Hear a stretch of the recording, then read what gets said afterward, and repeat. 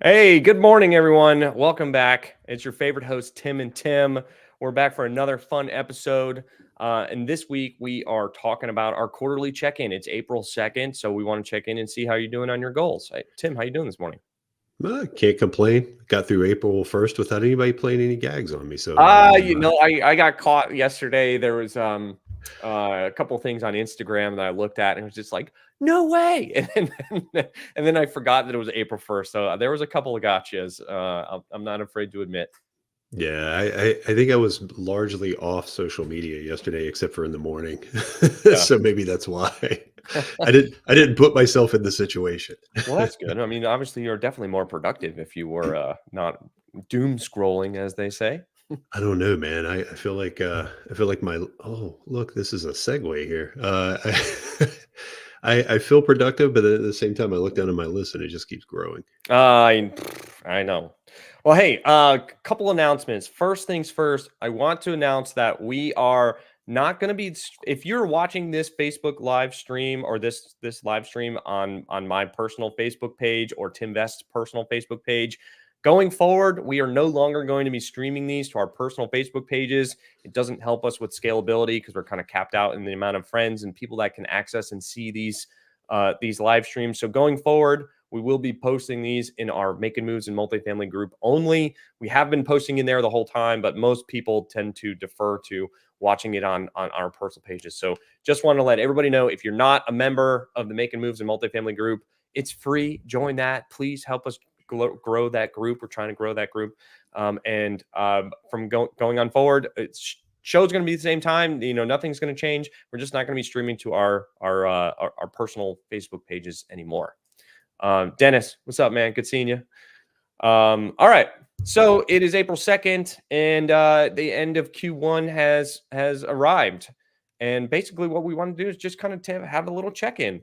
How are you doing on your goals? Everyone gets all hot and heavy about setting goals and I'm going to start out the year strong and I'm going to do this, I'm going to do that, I'm going to do a lot of different things, but 90, what's the, I wish I remember the statistic. What's the statistic of people that say they want to start exercising, January 1st, and then what is it, 60 days later it's done with or whatever? Yeah, I'm sure we could make one up and we wouldn't be far off because it's probably as bad as we think it might be. You know how many people told me that they're gonna, be involved in a multifamily group and buy their first multifamily deal in 2024, and they have just been MIA. I mean, so Yeah, many, so many. yeah. And man, oh geez, like now you're tempting me to get up on a soapbox Oh, because well, here you go. no, he's nudging me, folks. He's nudging me because man, this is one of my things. I'm going to be up here for a second because I think I said something last week. Right? You got to be underwriting, right? You got to be underwriting, and Oh, that because was your LinkedIn post, right? yeah, Yeah. because exactly, and Tim, that's exactly where that came from. Is I had been on a number of coaching calls that week, and had a number of calls with people that had been calling me like, "How are you doing this? How are you doing that?"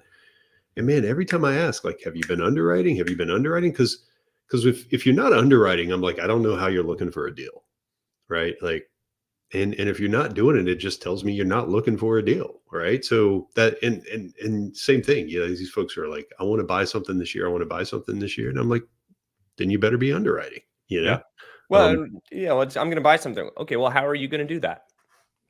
Oh, but then you take it a step further. My favorite part is maybe you do find somebody that's actually underwriting. I mean, in our coaching group, shameless plug here, Making Moves in Multifamily Mentorship, we do an underwriting call every Tuesday. And the difference between somebody in their growth stage is they got to learn how to underwrite. Well, once they learn how to underwrite, now they're going to bring the deal to the Tuesday call so that they can have it looked at and we can have a conversation about it. It's like, okay, well then once you can do that, the next step is you got to make the offer. How yeah, many times have I mean, gosh, probably 95% of the deals that I look at just never end up going anywhere. And the advice always is you need to call the broker and walk through your underwriting with the broker compared to theirs in the T12 and all that. Because if they're asking $10 million, or let's make it a smaller number, if you're asking $1.8 million for a deal and your offer price is 1.1 million, something's got to be way off, right? Either your understanding is not correct or they know something that you don't. And that's your opportunity to build a relationship with the broker is get on the Yeah. phone and call that broker and say, "Hey, why are you guys listing this property for 1.8 million? Here's my income, here's my pro forma, here's my expenses, here's my cap rate, here's my capex budget. What am I missing? Why am I coming up with an offer price of 1.1 million, but you guys have it listed for 1.8? Because we are not in 2020 and 2021 and 2022 anymore, where people would just throw something up for sale because they felt like it. Like there are numbers and data to support asking prices now, so things seem to make a lot more sense when it comes to like listing prices with stuff. So use that opportunity to call the broker and walk through it and have an understanding of what you don't know, so that you can submit the offer. Yeah. I mean, well said. And and then I'll just add one thing to that is, every now and then I think folks get a little annoyed because they'll send me something. They'll send me like a T12 and a rent roll, and they're like, Underwrite this "Can for you, me." yeah, or underwrite this for me, or can you tell me if this is a deal?" And I'm like, Nope. "No, not. I mean, I could swag it. I could back of the napkin for off that number, and I could tell you, the rent's this. They're asking this. That doesn't make sense. I could tell you that, but at the end of the day, I'm always like, well, underwrite it and then bring it to the table, right? Yeah. Underwrite it, bring it to the table, and I always, I mean, it's so simple. I take it back to like what my dad used to do to me. I'm like, Dad, I need the oil changed in my car, and he's like, you know where the tools are, go do it. Yeah. Like, Yeah. hey, look, I uh, it and doesn't do it for me. Sometimes it does. I don't know. I remember being so annoyed at him. I'm like, "Come on, man! Like you do this all the time. You're so much better at this than me, right?" And that was the key. He's like, "Yeah, I am." And he's like, Yeah, I am. and- but you know what? After a few times, I knew how to change the oil in my own car, right? So, and that's exactly what it comes down to. Is like I could do it for you, but I'd just be handing you a piece of fish, right? Instead of like teaching you how. Yeah, I don't And wanna be your crutch. I mean, because it's right, so easy to become a crutch. I mean, even, it doesn't we're talking about coaching students, but it could be in any facet of your life, whether it's, father-son or father-daughter, any kind of child relationship. It could be with your employees, it could be with your spouse or family members or whatever. I mean, if somebody comes to you and they ask you something and you just always do it for them, you are the crutch. You're never gonna right. let them learn, and you're most importantly, you're never gonna let them fail to figure it out on their own.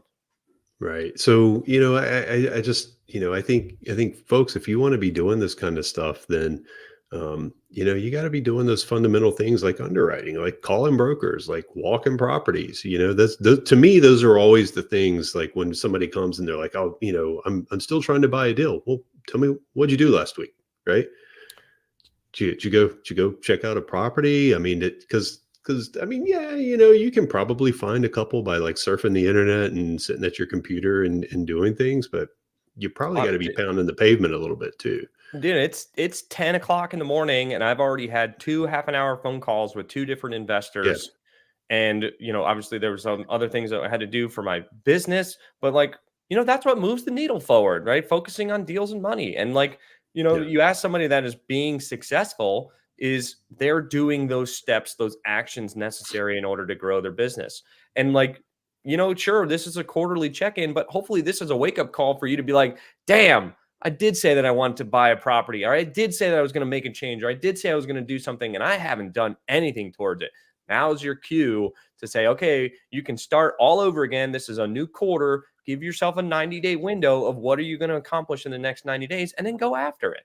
yeah, yeah. Like, and it can be simple, guys. Like, I mean, if you haven't found that guy to call when you'd have a question or whatever, go find that person, right? Like, I got like four people in my Rolodex, man, I'm old. My phone, right? My contact list on my phone that if I have a question, if I hit a stumbling block or a roadblock, I call them. Like I feel comfortable calling these guys and saying, man, I hit a roadblock. I do not know how to get around it. And that's the And power of the network right there. right. So go find that person, right? I literally just got off a call with somebody who was like, hey, how'd you get started? And I'm like, I was trying to pick between self-storage, flex industrial, multifamily, all this other stuff. And I probably spent 6 months reading books and surfing forums and just looking and I found that first guy that I was like, oh, I'm going to go talk to him. Right.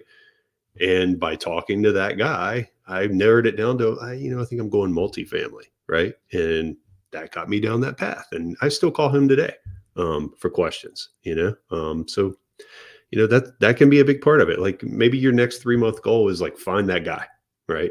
And Sorry, I muted myself. Yeah, finding that guy is so important, but I can't urge you enough. I mean, it doesn't matter if it's a fitness goal or a business goal or personal, whatever goal it is. You have to find a coach, a mentor, somebody that you respect, somebody that you can look up to and say, I want to be like that person. So the best way for me to become like that person is to talk directly to that person. Right. yeah, And that's essentially all coaching is, right? It's just you're buying access to time to say, hey, wait a second, like I'll use our plug here. What would Tim do? Well, I don't have to ask what I don't have to think about what Tim would do. I'm gonna go ask him. I'm gonna say, like, hey Tim, what would you do in this scenario? And get live feedback. And right, more often than not, most people just need somebody to bounce ideas off of and ask questions because most of the time we don't solve people's problems. We ask them questions and they solve their own problems. But people get stuck. They get stuck in this like, oh my God, I don't know what to do, so I'm just going to do nothing. And if you just start yeah, asking how and what questions, they're like, oh, wait, actually, I do see a light at the end of the tunnel. I do see how I can make this make sense or make this work.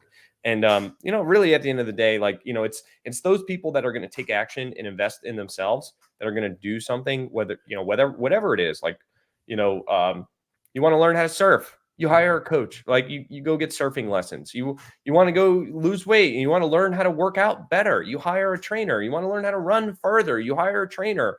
Like you hire all of these different people. Why do anything different in any other aspect of your life? yeah. And guys, like what Tim said, what Vitali said there is huge. Like we do that back and forth with each other. Like I have an idea about something, or I want to respond a certain way to somebody, and it's, how many times do I pick up the phone and I'm like, hey, you got a second? I need to Oh, bounce. Keep and how many keep me times did I honest. say my response is, how long is a second? Yeah, like I need to bounce. I need to bounce this thought off of you, right? Like keep me honest here. And sometimes it's like, yeah, go do that, and sometimes it's no, let's think about that for a second, Yeah. and he does it to me, and then quite frankly, and it doesn't matter how long you've been doing this. There's a guy that's been doing this way longer than me, let's call it 20 years, and he'll call me from time to time, and he's like, man, I want you to go talk to this guy and let me know what you think of them, right? Or I'm thinking of doing this, what do you think? And I'm like, It's value in perspective, right? yeah, Everyone's got a different perspective of things. right, yeah. Um, so So hey, that could be somebody your goal, right? Yeah, so somebody said, "Hey, I've been following you for a while, since my first million in multifamily. Was wondering where I can find a link to your website for a coaching program. It's www.mmimf.com, making moves in multifamily.com. Yeah, So pretty simple abbreviation there. yeah. All those easy websites seem to be gone. They say like we couldn't get makingmoves.com. No, I know. Yeah, that was taken. Yeah. But guys, seriously, like sit down, get a reasonable, actionable goal for the next 90 days and then go attack that thing, right? Like, and it could be find a guy or find a mentor or find a broker that you want to create a great relationship with, Oh, that's a and or an investor. Some the biggest problem. So there's three. It's a three-legged stool, right? I can't find any deals. I can't find any money. I don't know how to tell what a good deal is, right? So we kind of talked about the underwriting side of it, which is how you can identify a good deal. The second part of it is building relationships with brokers and getting your deal flow. And the third part of it is getting your investors, right? That's the three right. things that make you a successful real estate investor, being able to do those three things repeatedly over and over and over and over again. If you know how to underwrite deals and you know what you're looking for, then you need to start building relationships with your brokers in order to get better access to deals. And I know that sounds so cliche. Like I'm tired of saying it myself. I'm sick of saying it, but I'm not lying to you when I tell you it's the truth. That's how it works, right? And the other part of it is same thing with investors. Like you got to build a relationship with investors. I mean, I literally just hung up phone call with an investor, and he's like, "I want my son to invest in these deals with me." And I was like, "Cool, yeah, let's set up a phone call." And I'm happy to have a conversation with him. Like when you get to that level of trust, when they're like, I'm going to get my kids' money invested into these deals too, you've reached a different level. And it's Yeah. not just because I put something in front of him and say, hey, give me your money. I'm going to make you a lot of money. It's I've built a relationship with this person over the last couple of years. It's not something that happens overnight. It is a long run. We've had our ups and downs in our relationships and some hard points.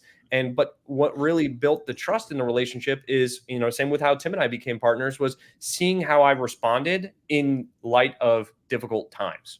And Mhm. that built a relationship and was like, oh, hey, you know what? I trust you now, not only with my own money, but also with my kids' money. And my friends, they have kids who have invested into your deals now too. And I'm like, well, that's great. I mean, I always want to make sure that we're keeping family and friends in these deals. That's why I do what I do, is to help people invest their money. Like an financial investment advisor, right? Instead of investing into stocks and stuff, I invest your money into real estate.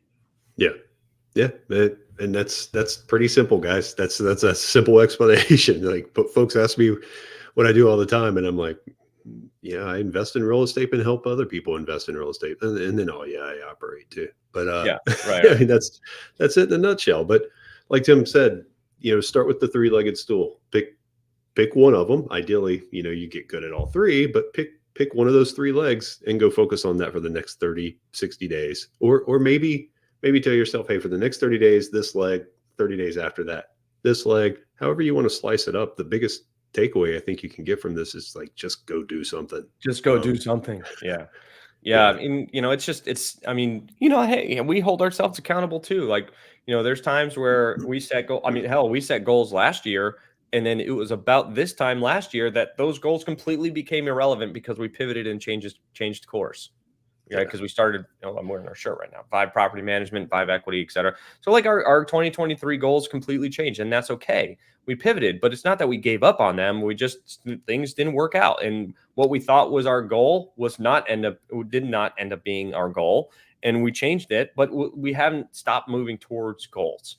And I think that's the whole point of just talking about these goals is just we want to bring it to people's attention that you got to be intentional about your actions and your time. And I love seeing those things online where it's like, how many hours are in the day and how many hours working versus sleeping versus family time versus this. And there's like an extra 40 hours a week, but after all of your necessities, what are you doing with that like 37 or 40 hours a week that you could be doing to achieve your goals? And because what got you to where you are today is not going to get you to where you want to go. So what do you need to change in your life in order to accomplish your goals that you have set out for the next 30 days, 90 days, 1 year, 3 years, 5 years, 20-year goals? What do those things look like? What do you need to be doing today in order to make conscious decisions, to be intentional with your time and your actions to get there? Yeah. And then as part of those goals, right, guys, like think about the amount of time you have legitimately have to put into it now, and then how much time you're going to give yourself to get it done, right? Because if you come and you're like, I'm only willing to put like 5 hours a week into this thing, and I'm going to be like, probably going to take you 3 years, right? Yeah. uh, Oh, you know totally. Whereas if you come to me and you're like, every waking hour outside of my W-2 job I'm willing to throw into this thing, okay, Probably a six little months to a faster. year. Yeah, Yeah. 6 months to a year might be feasible, right? But be honest with yourself about that kind of stuff, because the folks I see that quit are the people that set unreasonable expectations at the beginning, right? Oh, yeah. I want to replace my W-2 income in 6 months. And they put like 5 hours a week into it. And then 6 months rolls around. They're like, man, I'm not making a dime. I quit. It's like, you're probably unreasonable from the start. So sit down and legitimately think about it, right? Because I can't tell you how many people that come to Tim and me, and they're like, I want to do this. Okay, well, what are you willing to do? How much time do you have? And they're like, well, I'm pretty busy. I got this going on. I got this going on. And they fail to realize, like what Tim's talking about, that, hey, you remember those, like when you did the Netflix and chill last weekend and you watched, 17 hours of episodes over Saturday and Sunday? I was like, probably shouldn't have done that. You probably should have been working. Not trying to tell you can't relax, but as you're working towards a goal right from the start, that's probably, you probably should just cancel that Netflix subscription, if I'm being honest with you. Yeah. There's a lot of people I know that that's what they did. They sold their Xbox and they got rid of Netflix. Got rid of all those things. They ordered a bunch of books and it was like, okay, well, if I don't have those things to do now, I guess I might as well do this. Yeah, And yeah. hey, whatever Like, works for you. yeah, like I mean, hell, my guitar probably has an inch of dust on it. I haven't picked it up, guys, in 6 months, and I miss it all the time. I want to. It's something I find very relaxing. But as Tim and I are going through this phase right now with Vive, that's where my focus is. So I almost feel guilty sometimes, right? Like I'll sit down to take a minute, and I'm like, I need to be doing this instead, right? So I think we talked about it one time. Tim and I were having a conversation. I was like, I'm finding it hard to relax, Mm, because we have so much going on. If I'm not working on it, I almost feel bad about not working on it. yeah, Um, uh, that's a problem. But it's a good yes, problem, but it's a problem, it's you one you know? got to solve. It's one that you solve later, right? Right, right, right. Yeah. So I don't know. What do you seem Mm. like you contemplating something there, No, I Vital. was I was just reflecting. I was thinking about this past weekend when I was talking to my wife about I used to play a lot of Call of Duty Warzone, and I hadn't played. I don't even know how long it's been. I mean, before the baby came, and I was like, man, I don't even know if I remember how to play Warzone anymore. And I was just like, I thought about it, and I was just like, I don't have the time. I mean, between everything that we got going on with the business, and then having a new baby, and then my dog had surgery last week. I was like, I literally don't have time to do anything. Last week, I didn't even have time to shower for half the week just because I was so busy with other things. That's a true story. And it's not something I'm proud of, but it happened. Vitali calls me last week, like Thursday, I think, and It was you're like, Thursday. It's like, dude, I haven't I haven't showered all week. I haven't showered this week. And I was like, I didn't have time to make enough coffee. I didn't even have coffee Tuesday, Wednesday, Thursday, just because I didn't have time to do it. It's like, yeah, guys. oh, So we're not promoting you forego personal hygiene.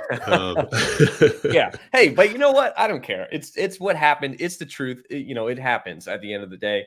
But it's because my priorities were I got to take care of the dog. I got to take care of the baby. We got all these things going on. We got multiple refinances. We got so many things going on in our business. I was like, that 30 like those minutes that I was going to set aside to make coffee and do this and do that. I'm just not going to do it because I need to spend my time elsewhere.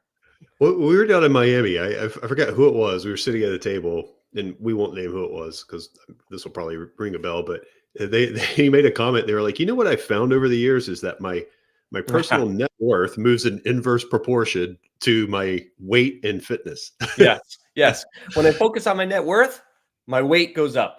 When I focus on my weight, my net worth goes down. It's like, how come I can't have both? Yeah. And I found that funny because honestly, I'm kind of going through that right now too. I'm nowhere near as lean as I was 6 months ago, and part of that's because my morning workouts have gone to 30 minutes instead of an hour and a half, and also part of it is I'm eating like crap, but um, Yeah. Yeah. Oh, yeah, I think you can't see it, but right behind me, that's my secret stash of my kryptonite peanut butter filled pretzels. That's what keeps me going when I don't have time for lunch. there you go. Yeah. Real quick, somebody asked, let's see what they ask. Does our coaching cover setting up SEC funds and raising money for someone else's deal? We don't necessarily talk about setting up SEC funds, guys. We have attorneys for that kind of thing. Dad bod. That's right, Russ. Dennis. Um, but we do talk about raising money for other people's deals just because we do have some folks that do that in our group. It's not the focus of our coaching, but we certainly talk about it. And then we know guys who do a lot of that. If that's what you're looking for, I can certainly point you in the right direction. Um, what would you say, Vitaly? Am I wrong on that? That's fair. Yeah. Yeah. We mostly focus on the underwriting, the deal flow, the operations, debt, insurance, like all of those types of things. We talk about raising money. We raise a lot of money ourselves, but I don't consider either one of us experts in it. No. We don't focus on just raising money like some people do. So, if you're excuse me, sorry. If you're interested in just raising money, then we're probably not the group for you. But if you're interested in learning how to find good deals, underwrite good deals, negotiate good deals, make good business decisions on how to operate your deals, get connections with debt brokers and insurance brokers, and ask us anything that we're talking about on how we're operating our deals. Like, that we're your guys. But if you want to sit here and you want us to do kind of lay out a plan for you guys on how to raise money and structure a fund and do this and do that, I can't help you because I've never done it myself. I just, we raise money as syndicators. Yeah. And guys, this is just real quick, this is a really good example of, because I see people go into like programs like Making Moves or any of the others that are out there, and they just go sign up. Like they'll just go sign up. It's like, go ask these questions, right? Yeah. Because like we're not the fit for you. I'd love to refer you to somebody that I know is a fit for you. Yeah. Because I don't, if you come here and you're looking like, I want to do nothing but raise capital, I want to set up a fund, I want to point you to that person, because that's not what I do. Nope. And I don't want you, quite frankly, I don't want you to waste your money with me. Go spend it with the guy who can help you out, Yeah, exactly. So yeah, be asking those kind of questions, guys. Like when you're thinking about, who to get for that. A better way to put it is interview the coach. Yeah, exactly. When you're looking for that guy to put in your Rolodex, your contact list, and who to call, interview him, right? Tell them what you're looking for. Yep. Because anybody that you want as your mentor is going to tell you he's the right guy or not the right guy, and be honest with you about it. Yep. So. All right, guys. Well, that's all the time we got for today. Appreciate you guys joining. A reminder, we are no longer going to be streaming to our personal Facebook pages. Please join the group Making Moves in Multifamily. It's a free group. Just join it. We're only going to be streaming there now. We also stream on Facebook and on LinkedIn, but most of our people watch on Facebook. So just join the group and, continue watching our show every Tuesday, 10 a.m., the Tim and Tim Show. So appreciate it, and we'll see you next week. All right. See you later, guys.